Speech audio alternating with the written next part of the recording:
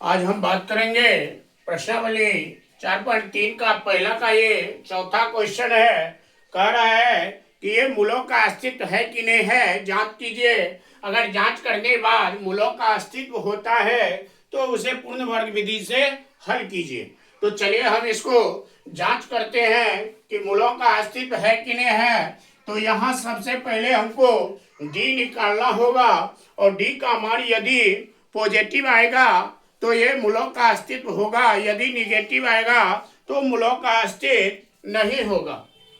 तो यहाँ ए बराबर 2 और यहाँ x के बगल में यहाँ कांस्टेंट मान कुछ भी नहीं है तो यहाँ 1 है, लिखेंगे b बराबर 1 और ये कांस्टेंट मान 4 है तो c बराबर 4। इस प्रकार से अब हम d निकालेंगे।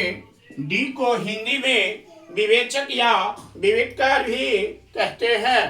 तो यहाँ d बराबर B square minus 4ac, b का वैल्यू दिया है 1 का स्क्वायर माइनस 4, a का वैल्यू 2 और c का वैल्यू 4। 1 का स्क्वायर करेंगे तो 1 ही आएगा, माइनस है तो माइनस लगाइए, 4 चौका 16 और दूनी 32। यहाँ जब घटाएंगे 1 में से 32 तो आपको -31 आएगा। यहाँ जो डी का मान आया है आपको वह माइनस में आ रहा है।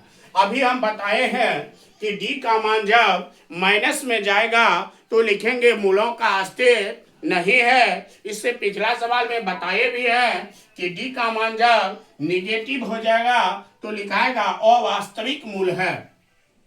तो इस प्रकार से यह मूलों का अस्तित्व नहीं है तो लिख देंगे मूलों का अस्तित्व नहीं है। और जब यह मूलों का अस्तित्व नहीं है तब इसको हम पूर्ण वर्ग विधि से नहीं बना सकते। तो इस प्रकार से इस सवाल यही खत्म हो जाता है।